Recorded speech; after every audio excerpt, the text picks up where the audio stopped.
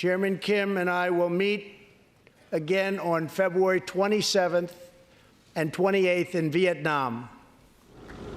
The time and place is set for a second Kim-Trump summit. Both hailed last year's meeting in Singapore a success, so why choose Vietnam for round two? In its recent history, Vietnam has had a lot in common with North Korea. It's also a one-party communist state, one that's been ruled with an iron fist.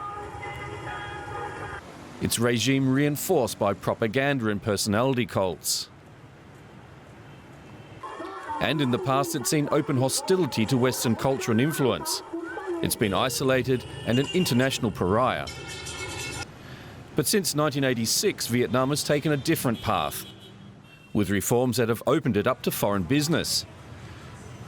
In a remarkable turnaround, it's gone from basket case to one of Asia's fastest growing economies.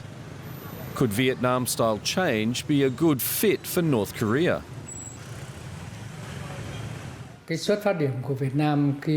Vietnam's starting point before the reform is similar to North Korea's now. There are many things that had to be changed fundamentally. When you switch from a centralized economy to a market economy, the important thing is to have a broad and far vision and to reform thoroughly and completely. Vietnam's reforms have seen its per capita income soar almost five-fold, but Hanoi hasn't traded prosperity for democracy. Here, the Communist Party remains firmly in power, keeping a tight lid on free speech and political dissent. But the social transformation is there to see.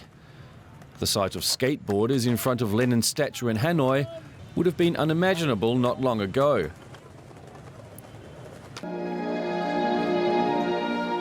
Compare that to today's Pyongyang, where public life is carefully controlled and North Korean leaders are still revered as deities. Vietnam has rebuilt ties with its former foe, the United States, perhaps a role model for North Korea to also normalize a troubled relationship. For more, we are joined from Manila by Vu Minh Huong. He's an associate professor and economic analyst at Singapore's Lee Kuan Yew School of Public Policy. Professor Vu, my first question to you, why Vietnam as the choice of venue for this meeting? I think there are three clear reasons. The first one, choosing Vietnam is a very symbolic gesture because both leaders would like to demonstrate to the world that they are willing to make breakthrough decision, turning an enemy to a friend. The second reason, actually, it shows that the meeting will be very outcome-oriented. So not only symbolic, but also outcome-oriented. Because Vietnam is actually example about changing the mindset and get a big reward. So from a very isolated country, now Vietnam is become one of the most globally integrated into the world. And if I can just take you up on that point, Vietnam has certainly managed this transformation, but is this really the transformation? Is this really the change that North Korea wants? I think so, because in terms of size, because Vietnam do not have any superstar, just try to figure out how to, make the country better off and learning along the way, and very relevant. And actually, the best way to build legitimacy of the political system, so we can maintain political stability while actually giving people more and more power over the road. And people always see that, next year better than last year. Everything from environmental protection to economic performance and even political freedom in some way.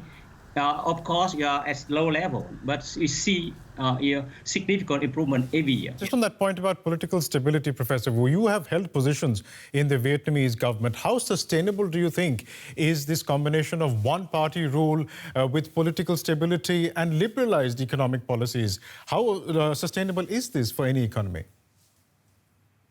I think it's quite sustainable when the country is still poor because, according to theory and empirical study, if you have income lower than 10,000 level, somehow we have to accept one-party system. It's better for you to focus on the strategic issue like building infrastructure, attracting foreign investment, and promoting private sector, so that actually once the country becomes prosperous, actually people will have more choices on their actually political freedom. Professor Woo Min Kwong from the Lee Kuan Yew School of Public Policy, thank you very much for speaking to us.